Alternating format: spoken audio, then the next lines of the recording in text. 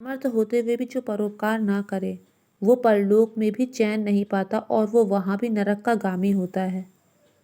मेरा जीवन तो धन्य हो गया। बस तुमसे एक विनती है, एक बार अपने बच्चों को देख कर आना चाहता हूँ। अपने बच्चों को उनकी माँ को सौंप कर आना चाहता हूँ और उन्हें धीरज बंधाना चाहता हूँ।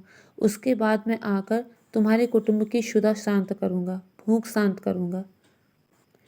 इस पर उस व्याध ने कहा कि तुमसे पहले भी 2 आए थे और इसी तरह बातें बनाकर चले गए। कोई नहीं, तुम भी जाओ। इस पर वो हिरन कहता है कि तुम मुझ पर संदेह मत करो। मैं तुमसे शपथ पूर्वक कहता हूँ, सत्य से ही दुनिया टिकी हुई है, सत्य से ही पृथ्वी टिकी है, सत्य से समुद्र मर्यादित है, सत्य से ही झरने बहते हैं और जो असत्य बोलता है, जो झूठ बोलता है, उसके समस्त पुण्य नष्ट हो जाते हैं। मैं तुमसे शपथ पूर्वक कहता हूँ कि संध्या के समय मैथुन करने से जो पाप होता है वो मुझे लगे अगर मैं वापस लौट कर ना आऊँ। झूठी गवाही देने से जो पाप लगता है वो मुझे लगे अगर मैं वापस लौट कर ना आऊँ। पर्व के दिन श्रीफल तोड़ने से जो पाप लगता है वो मुझे लगे अगर मैं वापस लौट कर ना आऊँ। शिव जी का पूजन किए बिना, भस्म लगाए बिना जो भोजन करता है उसको जो पाप लगता है वो मुझे लगे अगर मैं वापस लौट के ना आऊँ। जो संध्या नहीं करता ऐसे ब्राह्मण को जो दोष लगता है वो मुझे लगे अगर मैं वापस लौट कर ना आऊँ।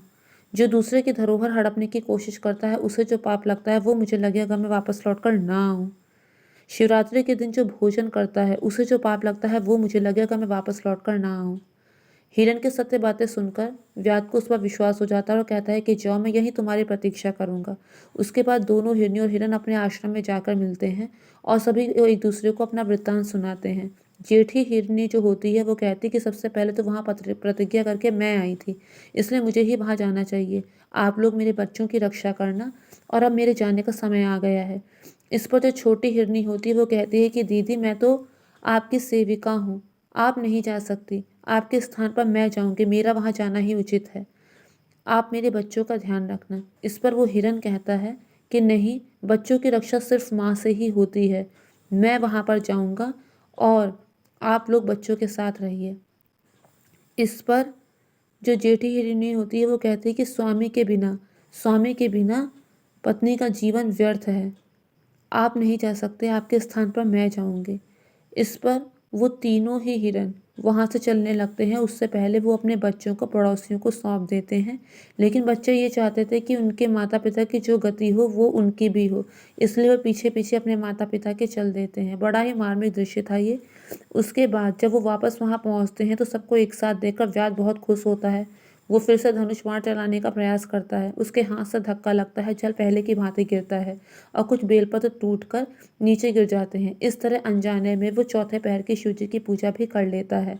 शिवरात्रि के पावन दिन पर वो पूरा दिन पूरी रात भूखा प्यासा रहकर शिवरात्रि के चारों पहर की पूजा कर लेता है। इस पर उसे अपार ज्ञान प्राप्त होता है। शिव जी की कृपा से उसके सारे पाप, सारे क्लेश सब मिट जाते हैं। उसका मन एकदम निर्मल हो चुका होता है और उसके मन में ये विचार आता है कि ये पशु होकर इतने ज्ञानवान हैं, ये पशु होकर अपने धर्म से विचलित नहीं होते, अपने सत्य से विचलित नहीं होते, ये पशु होकर भी अपने वचन के कितने पक्के हैं और ये पशु होकर भी अपने धर्म को नहीं छोड़ रहे हैं। और मैं मानव शरीर का होकर इतने गलत काम करता हूँ, धिक्कार है मेरे जीवन को। तभी वहाँ पे भगवान शिव प्रकट होते हैं और व्याध को दर्शन देते हैं। कहते हैं कि तुम्हारे अब तक के सारे पाप क्षमा हो गए हैं। तुमने महाशिवरात्रि का व्रत करके चारों पहर की पूजा की है। अतः मैं तुम्हें वरदान देता हूँ कि अब से तुम्हें सुख और संपदा मिलेगी और यही व्याध आगे चलकर निषाद राज बनता है, जिसकी भगवान राम से मित्रता होती है। सत्य का पालन करने के लिए भगवान शिव तीनों हिरणों को और उनके बच्चों को भी उत्तम गति प्रदान करते हैं। उन्हें देवलोक का शरीर प्रदान करते हैं। फ्रेंड्स, ये थी शिवरात्रि की कथा। मुझे उम्मीद है कि आपको मेरा वीडियो बहुत पसंद आया होगा और अगर आपको मेरा वीडियो पसंद आया तो मेरे चैनल को सब्सक्राइब, वीडियो को लाइक और शेयर कीजिए। Thank you friends, thank you so much.